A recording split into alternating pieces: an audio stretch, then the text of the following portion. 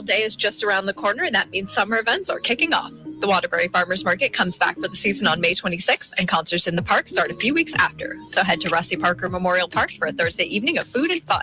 Memorial Day weekend also means the start of the Waterbury Adventure Challenge. Follow clues, solve riddles, and discover local treasures. Plus, you could win the $500 grand prize. You can start, finish, and keep playing anytime from May 27th through October 11th. Discover summer fun in Waterbury. Learn more at discoverwaterbury.com. It is so good to welcome you again at the Grange Hall Cultural Center in Waterbury Center. Become a new member of the regular online meetings of the Out Loud Lab or The Real Deal.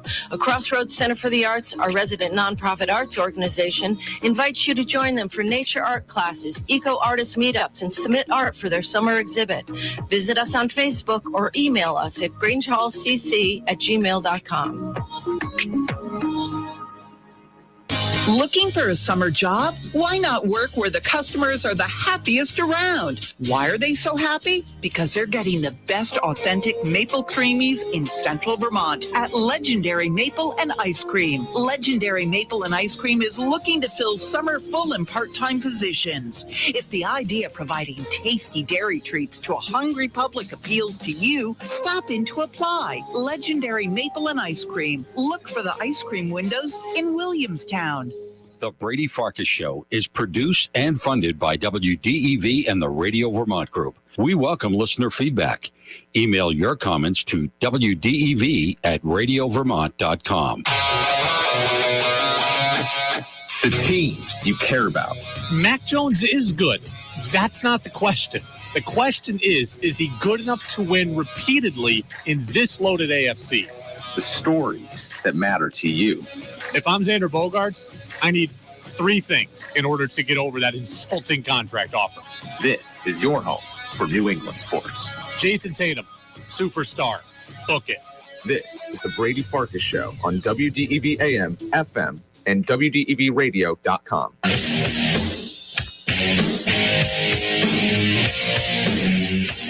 What's up, everybody? Brady Farkas Show on a Tuesday here on WDEV, AM and FM, and WDEVradio.com. Short show tonight up until 6:07, and then it's Red Sox baseball.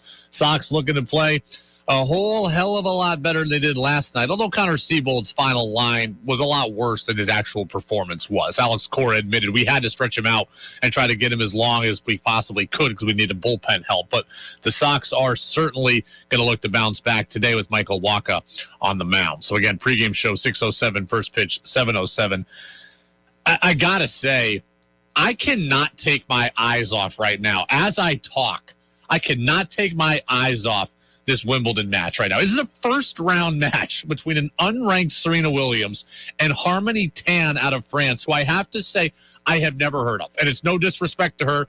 She's unranked. I had never heard of Harmony Tan in my life. And here we are, Serena Williams and Harmony Tan, one set apiece, 6-6 games in the third, and a 6-6 tiebreak right now. I obviously don't have the sound on. I believe in the final set you have to play to 10. Usually it's you play to 7 and have to win by 2, but I think in the last set they go to 10. We'll find out as we go here. But this match is fascinating. And I don't make a huge habit of talking about tennis, men or women in general. But this match is fascinating because I'm watching this out of the corner of my eye, and it's been on. It was on, before the afternoon news service, so I was watching a little bit of it then. And I kind of had it on in the background, commercials and things like that. This match is fascinating. Indulge me here for 60 seconds. Serena Williams, on one hand, it's completely admirable what she's doing. Serena Williams is 40 years old, hasn't played a whole lot recently, and here she is at the most historic tournament, giving it her all at 40 years old, right? At 40 years old, Serena Williams is giving it her all. And clearly it means something to her to play at Wimbledon, to play in front of these fans, what could be for the final time. And it's admirable that she's doing that. We want to see our stars play until they can't play anymore because they've given us a lot of joy. But on the other hand, this match is the flip side of us wanting to see our stars play until they cannot play anymore. So on one hand, it's admirable. On the other hand, what I'm watching right now is fairly sad, to be honest with you. Serena Williams has 23 Grand Slam titles, the most all time. She's been ranked number 1 in the world 319 weeks in her career. Serena Williams is the GOAT. She should not be locked in a first-round match with Harmony Tan out of France, who I've never heard of. And now Serena is losing 8-6 in this tiebreak. So, yes, they are going to play to 10, and it is going to be win by 2. And Serena very well may lose this. It's admirable what she's doing, but it's also sad. And this is why sometimes you don't want to watch the greats play until the wheels fall off. You want to see them, you want to watch them play the last time when they're at their best. It's why Tom Brady winning a title at 43 was so great. It's why seeing Peyton Manning and John Elway finish off their careers with a title is so appealing. I mean, Serena Williams is physically and emotionally exhausted right now. She looks old. She looks slow. She is huffing and puffing on every point. She's not the player that I remember her being even 2 years ago or 3 years ago. That's no insult on Serena. She's incredible. She's the greatest female tennis player of all time. She's the most decorated tennis player of all time. But she looks exhausted here in a matchup against Harmony Tan, and that just shouldn't be the case. So as fun as it is to watch the greats play as long as possible, this is the downside of it. If Serena Williams wins this match, I don't know who she'd play in the second round. It feels like she would just get absolutely blown off the court. She doesn't look like she can move. She is absolutely exhausted, and now it is match point for Harmony Tan at 9-7 here in the third set. It shouldn't be this way for Serena Williams. So, I am sad, and Serena just lost. Like, I am sad that Roger Federer, is not playing in these tournaments. I don't know that I want to see Roger Federer look like this. I'm sad that Roger Federer is injured and that might be how his career limps to the finish line. But I don't know that seeing him look like this and come back is any better. So, pretty amazing. Harmony Tan's got a story to tell for the rest of her life, and Serena, that could be her final match at Wimbledon. I don't know, but definitely the duality of sports right there. It is the Brady Farkas Show. We welcome you in again today until 6:07. I spoke with Coach Brennan earlier today, the former UVM Hoops coach. That interview is already online on our podcast channels. That was actually a crazy interview. A lot of things happened. I taped with Coach Brennan today. I actually taped from my apartment.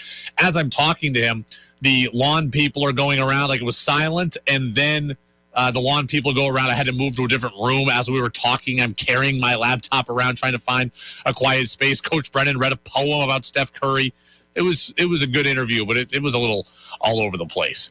You can get in, as always, on the Napa Morrisville, Napa Waterbury text line. That's 802-585-3026. Again, that's your locally owned Napa stores in Waterbury and Morrisville. Facebook Live, YouTube Live, and Twitter as well. 5, 4, 3, 2, 1. And here we go. The opening thoughts on the Brady Farkas Show, I guess they were about Serena Williams today. Brought to you by Sticks and Stuff in Swanton Lumber, Vermont's most complete locally owned home center, with locations in Enosburg, Derby, Middlesex, St. Albans, and at Swanton Lumber. They're online at sticksandstuff.com. I'm not afraid to poke fun at myself. And I've already taken us off on a tangent here at the beginning talking about Serena. Let me take you off on a tangent here again today. I had a basketball game last night, men's league basketball game. I was absolutely horrific. You almost could not have played more poorly than I did yesterday.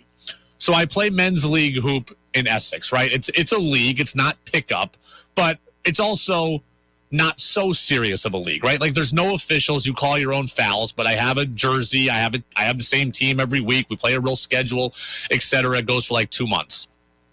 So it's a real league, but it's not, the most competitive league you've ever seen because, again, there's no refs. I was absolutely awful yesterday. It's a 60-minute game, 30 minutes in each half running clock. I had 12 points. I had to have been like 5 of 22 from the floor yesterday. I had to have gone like 2 for 14 from three-point range yesterday.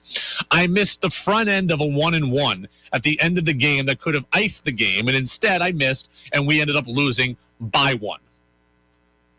It was absolutely embarrassing how I played last night. And before you all get on me about how many shots I took, again, it's an approximation, but I had to have been like 5 for 22 from the floor. I did take a lot of shots, but the league kind of leads itself to that. 2 30-minute halves. It's a long game. You only have 8 players on a team, so everybody's playing a lot, and it's a men's league. So sometimes you're going to get guys that don't get back on defense, and it's an offensive-driven league. So there's going to be shots that are always going to find you. And I've never been known to turn down a shot that finds me. I'm always going to shoot them if they're open. And I thought most of them were good shots yesterday, but I could not buy a bucket. I absolutely could not buy a bucket. It was painful how poorly I played. And last week, I had the best shooting week I've had in forever. Like last week, I had more than 40 points. And I don't mean to be a loser, because it's a loser thing to do. Like 12-year-olds keep track of their points, but still in my mind, I keep track of my points. I'm not afraid to admit it. If I had 2 points, I know it. If I had 22, I know it. If I had 42, I know it. Last week, I went for more than 40. And I was feeling pretty good about how I shot. You shouldn't score over 40. Well, yesterday was a nice crushing blow back to reality. 12 points, miss a couple free throws, lose the game for your team. It was just embarrassing. I suppose after last night, I need to call myself a streaky shooter. I guess I can't call myself a good shooter. I need to call myself a streaky shooter. Last week, excellent. This week, horrific. This week, I lost us the game. So there was not only did I play poorly, I also had an embarrassing moment yesterday with one of my teammates. So there's a guy on our team who is like 6'7", 6'8", long, athletic, good shooter, finishes around the rim, goes to the bucket. I had thought he was probably a little bit older than me, but a very good player, and definitely better than me, no doubt about it. I had kind of theorized to myself that guy probably played in college, and his name's Colin, and I knew his name was Colin, but I didn't know his last name, and I didn't know anything about him. So I asked him before the game, I'm like, hey, Colin, did you play somewhere in school? And he goes, yeah, I did. I go, where'd you play? He goes, I played at UVM. And I'm like, you played at UVM and I don't know it? That's embarrassing. Like, number one, it's my job. And number two, like, I follow the team a lot. Like, I should just know who this guy is. So we're kind of talking. He's like, yeah, I played from 05 to 09. And I'm like, okay, it makes me feel a little bit better because that predates me being here. But, like, I know Mike Trimboli. We had him on the show a couple weeks ago. We've had Marcus Blakely on the show. So, like, his teammates, the guys he played with, like, I know those guys. Like, how do I not know who this Colin is? And why did I not know that he was on my team, that he played at UVM? So then I do a little more digging when I get home. Colin McIntosh is his name. 05 to 09. Started 65 games in his career at UVM. Averaged double figures his senior year. It's embarrassing to me that I don't know who this guy is when he's on my team. And now that I know his rep, having gone to UVM, like, I knew he was better than me at the start, right? That was very apparent to me. But if he can score double figures a game in college, he's going to be taking way more shots than me. I will not go 5 for 24 again, or 5 for 22 or whatever, because I will not shoot that much knowing I got a UVM guy on my team. Before, it was like, hey, here's a big guy who's pretty good. We're going to feed him the ball. Now I'm like, okay, you played with Trimboli, you played with Blakely, you started, you got double figures a game. You're a walking bucket. And you're going to shoot way more than me now. I won't go 5 for 22 anymore because I'm not going to allow myself to. So I lost us the game. I missed my free throw. I shot horrifically, and I didn't know my teammates. Kind of a big deal. None of that is good. None of that is good. Just an embarrassing, hard to digest performance from me yesterday. And now people are asking me, how's your arm feel today? Because I pitched on Sunday. So I do feel good to say that I can play men's league baseball and men's league basketball on consecutive days. That makes me feel good still athletically at my age. How my arm feels a lot better today, and it's in part because I played basketball. Like after you pitch, the thing you're supposed to do really is run and take care of your arm. And I don't get a chance to do that much. Well, playing basketball yesterday got me running and sweating, and that's very, very good for your arm. So my arm feels better today than it did yesterday. But, I'm not going to be pitching, 80 pitches today, that's for sure. But it feels a little bit better. So thanks so much there to the text line for caring about my arm and its well-being. It is the Brady Farkas Show on WDEV. Now, we'll go to commercial break. We'll come back with a little bit of sports as well. And, well, text on the text line. The next question is, does Jess ever see you? Like, does she ever see me play?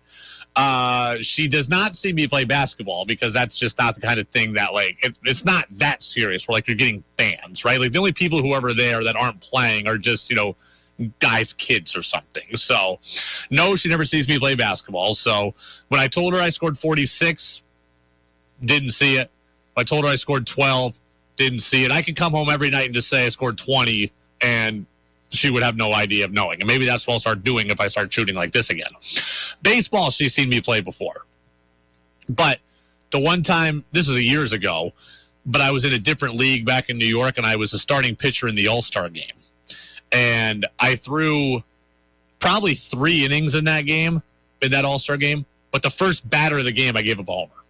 And that was like the first time she saw me pitch. So she thought she was bad luck for a little while. I was like, well, look, that other guy's an all-star too, so it's okay. So and then she see me pitch several other games a lot better than that. So we'll get into hoops, not my hoops, but UVM hoops, because we know where they're going over Thanksgiving.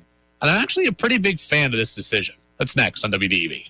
WDEV at 90 is brought to you in part by New England Municipal Resource Center, NEMRIC, a company that recognizes the value of Vermont and all things local, municipalities, businesses, and WDEV. Folks, Dan and Pat Keen here at Lamoille Valley Chevy. We want you to know that now's the time to order for less at Lamoille Valley Chevy. Tell them, Pat. Thanks, bro. Folks, at Lamoille Valley Chevy, business is really strong, and we're retail ordering new vehicles for less. Right now, Chevrolet is going through model year changeovers, and we are still accepting orders for the entire lineup of Chevy car, trucks, and SUVs. Not only will our customers be at the front of the line when the new models roll out, but they will be paying less at Lamoille Valley Chevy, too. And here's why. Right now, when you order your new Chevy from Lamoille Valley, we will take an additional $1,000 off MSRP, and that is on top of factory incentives and huge trade allowances. And speaking of trades, as always, our lot at Lamoille Valley Chevy is packed right now with clean, late-model, pre-owned cars, trucks, and SUVs. We are making deals to sell them down. Shoppers, if you need a vehicle today, we just had 3 truckloads of new Chevy trucks and SUVs arrive this week. So come on down before they're gone. You heard, Pat. Order for less and save money today at Lamoille Valley Chevy, located just past Stowe and Morrisville in the beautiful town of Hyde Park, Vermont. How well does your garden grow? Tune in Saturdays at 12:30 for In the Garden with Peter Burke.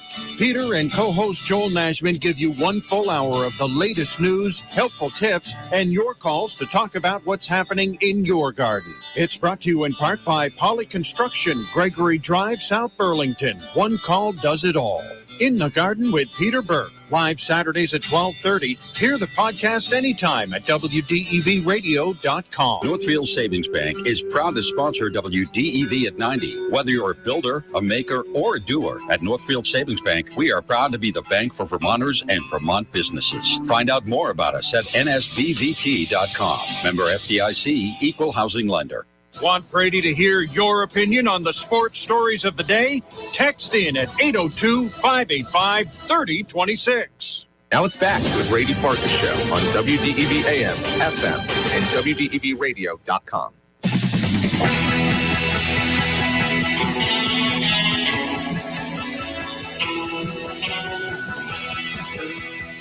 Welcome back in. Brady Farkas Show right here on WDEV, AM and FM, and WDEVradio.com. UVM men's basketball team is reportedly going to be having their Thanksgiving in the Bahamas. So last time UVM, by the way, went to the Bahamas over Thanksgiving, they won the tournament. It was back in 2017. It was a good UVM team. That was the one where they ended up losing to UMBC in the conference final on the Jairus Lyles shot. But That was the Trey Bell Haynes senior year, Anthony Lamb sophomore year team. Ernie Duncan was on that team, Peyton Henson. It was a great UVM team. They just didn't ultimately get to the NCAA tournament. But Jeff Goodman of Stadium, he's got the report out that UVM is headed to a tournament in the Bahamas over Thanksgiving. It's a mid-major tournament, and the field is UVM, Long Beach State, Missouri State, San Jose, Oakland out of Michigan, UNC Wilmington, Ball State, and North Texas. I believe that's 8 teams in total there. This is a really good tournament for UVM to be in. It's a really strong mid-major field. I know that we always look at the schedule and we're looking for where is the Kansas game, where is the Duke game, where's the Cincinnati game, where's the St. John's game. We're looking for those games. But this is a really good place for UVM to be. You look at this tournament. Long Beach State last year, 20-13, won its conference regular season title. Missouri State, 23-11, won its conference regular season title. Now, San Jose was awful. Oakland was pretty good last year. They played UVM. They're usually good. UNC Wilmington had 27 wins, got to their conference title game. North Texas got to the NCAA tournament a year ago. This seems like a very, very appropriate spot for UVM to be playing. You got 5 or 6 teams that had great success last year. This is not a cakewalk tournament, right? A cakewalk tournament would be a waste of time for UVM and would do you no good. It's also not an unwinnable tournament. UVM can go to this tournament and win games, which helps your tournament resume, and that's what we all care about, right? Bolstering your tournament resume so that UVM could one day get a 12 seed instead of a 13 seed or a 12 seed instead of a 14 seed. So you can bolster your tournament resume with individual wins here, and you also have a chance to outright win the tournament, which would be a huge, again, bolster to your NCAA tournament resume. I mean, you're talking about programs that have been historically good and teams that are players in their league. Long Beach State, Missouri State, UNC Wilmington, North Texas, these teams are good, and UVM is with them. You win a couple of games here, you win the tournament here, well, you're starting to impress some people on the selection committee, and it's never too early to impress people on the selection committee. The one thing, though, as I catch myself getting excited about this now, the one thing we have to understand is that right now, we don't really know anything about this UVM team, do we? Like, I'm excited about this tournament and where UVM fits in this field. I'm excited about the possibilities that can emerge from this tournament. But as of right now, we don't have any idea where UVM slots, and that makes me nervous. This tournament could do wonders for the Catamounts, but I don't know how good UVM is going to be right now, frankly. This team, we have to remember, is losing 4 starters. Isaiah Powell, gone, graduation. Justin Missoula, gone, graduation. Ben Shungu, Ryan Davis, gone, graduation. You also lose Bailey Patella, graduation. Evan Guillory, transfers. Eric Beckett, transfers. That's 7 players right there from last year you have to replace. Some of which, obviously, Davis and Shungu, the 2 best players in the league. Missoula, an unbelievable contributor to you. Bailey Patella, kind of your heart and soul. Guillory, a guy I actually liked. And Beckett, a guy who single-handedly won the Stony Brook game for you when they came off the bench and had 20 points or whatever. So there's a lot to replace right there. Still got Aaron Deloney. Still got Cam Gibson, still got Robin Duncan. Brought in some pieces. So this team is still good. But we don't know just how good they are. So before I get too excited about the Bahamas Showcase field, I think it's called the Bahamar Hoops Classic or something. Before I get too excited about that field, we got to figure out how good UVM is going to be. This is a great tournament for them to be in. It affords them opportunities, but I have no idea exactly where they fall within this field at this point. Ross says they have a great chance to win it all, but I don't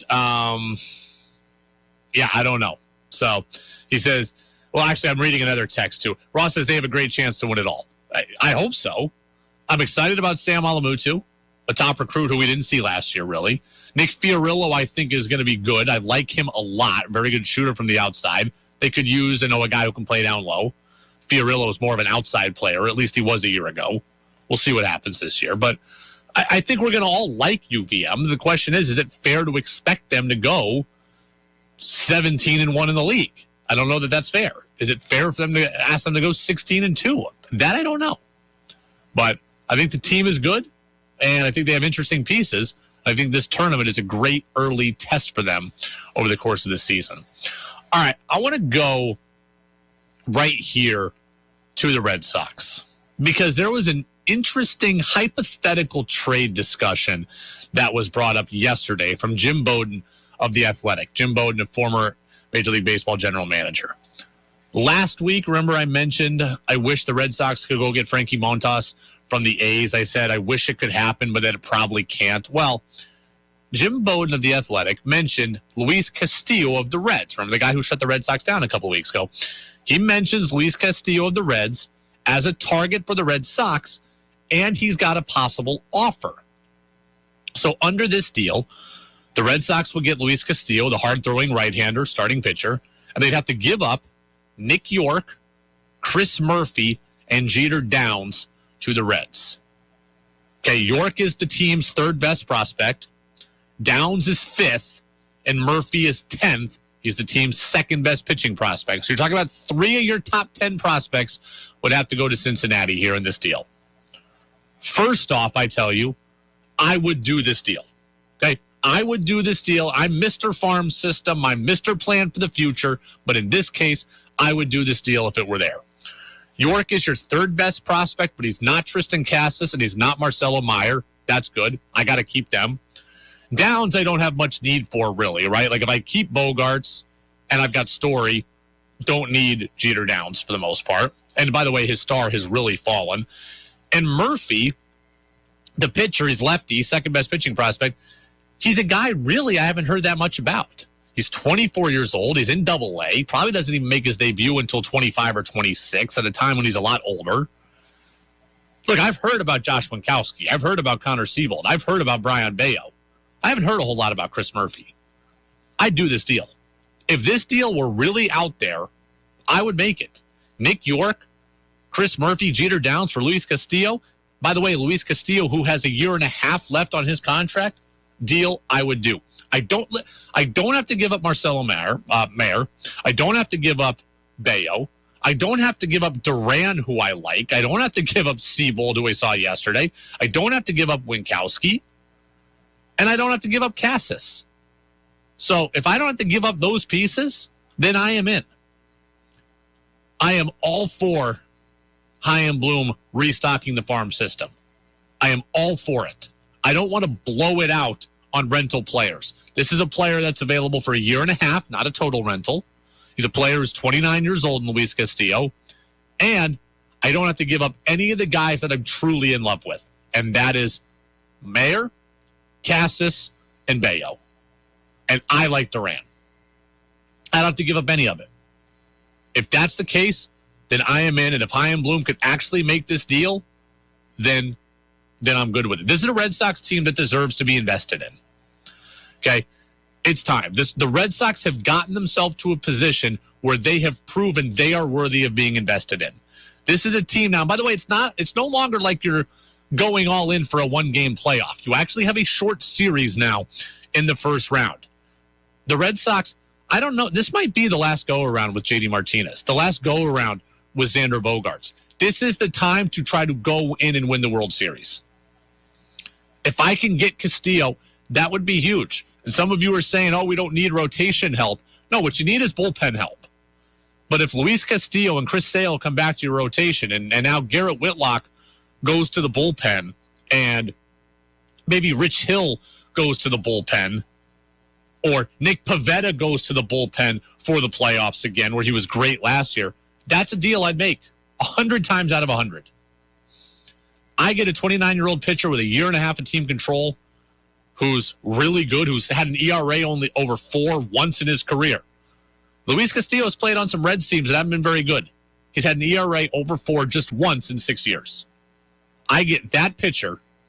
I don't have to give up my top two position prospects or my top pitching prospect.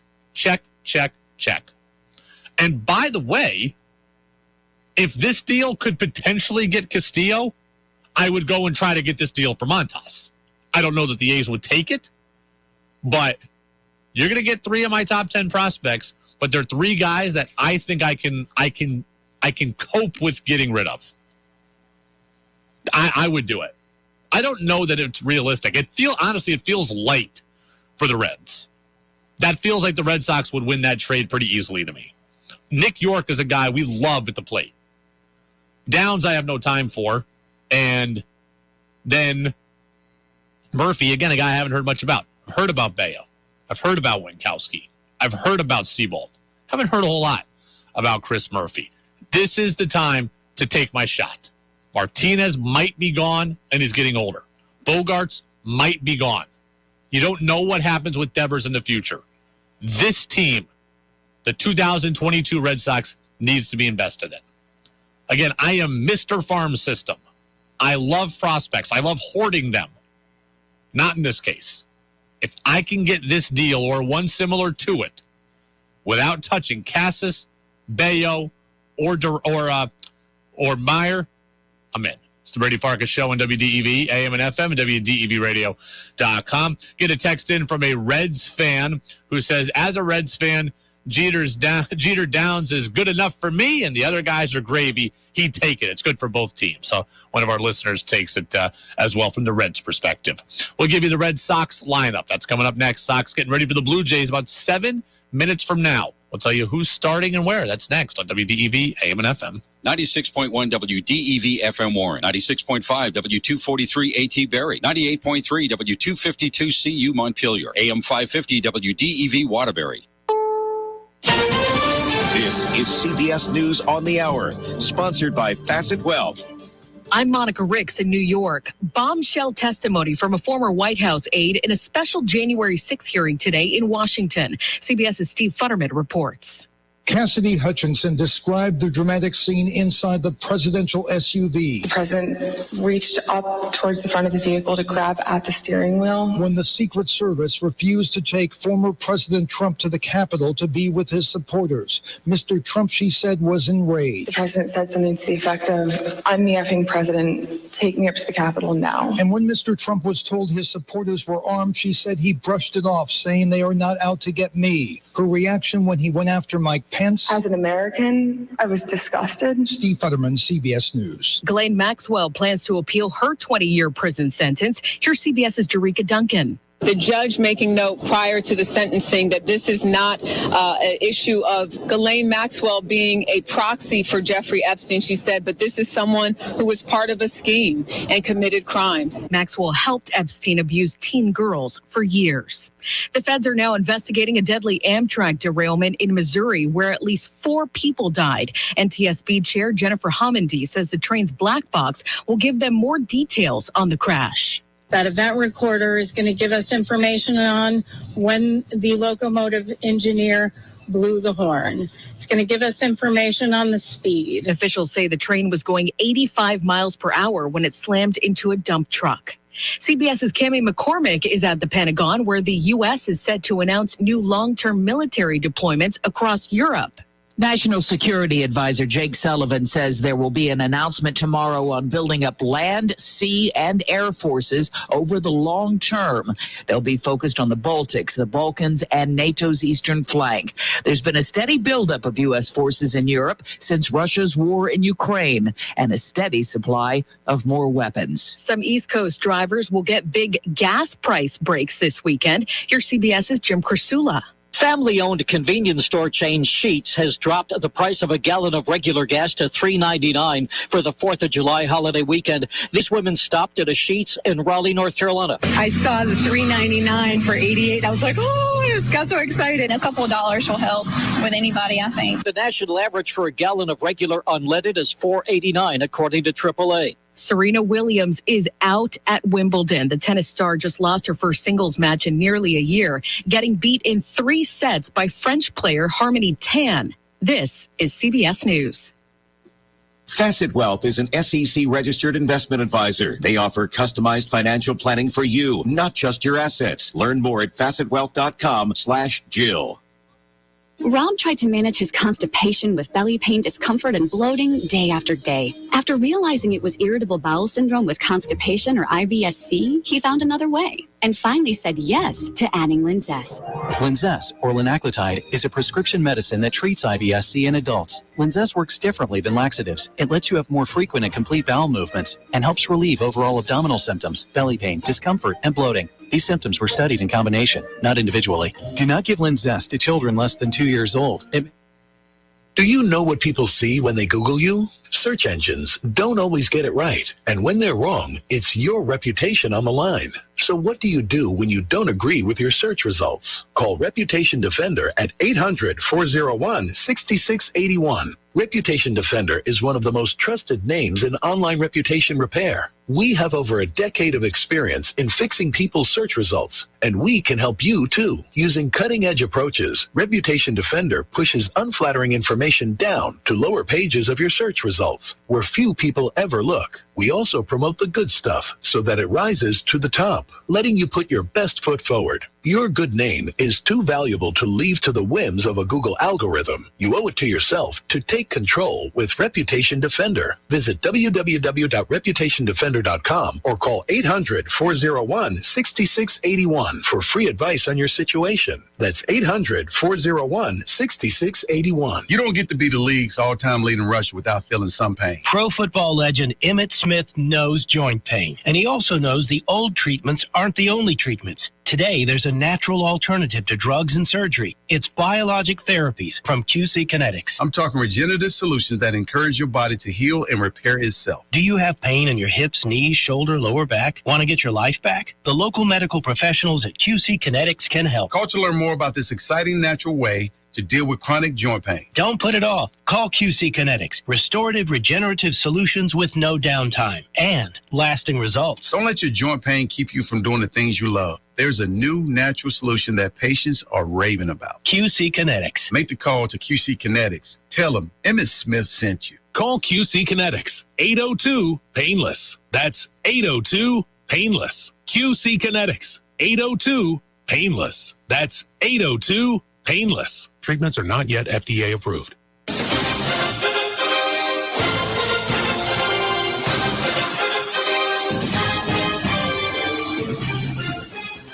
Red Sox take it on the Blue Jays. That game going to start in about, the pregame show about 90 seconds from now.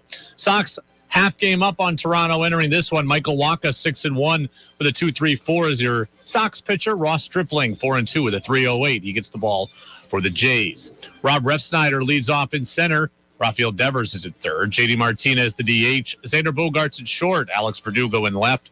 Trevor Story's at second. Christian Vasquez the catcher. Franchi Cordero's at first. And Christian Arroyo over the Mendoza line is in right field. He's got 4 home runs.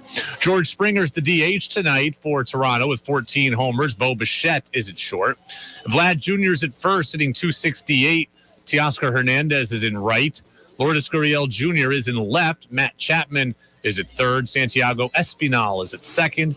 Gabriel Moreno, one of the top prospects in all of baseball, he's the catcher. And Raimel Tapia, the former Colorado Rocky, is in center. You look up and down that Blue Jays lineup, every starter has at least 20 RBIs. Almost the same for the Red Sox, not Refsnyder or Arroyo, though.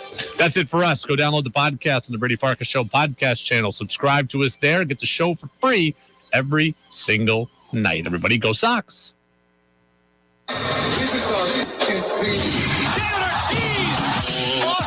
This is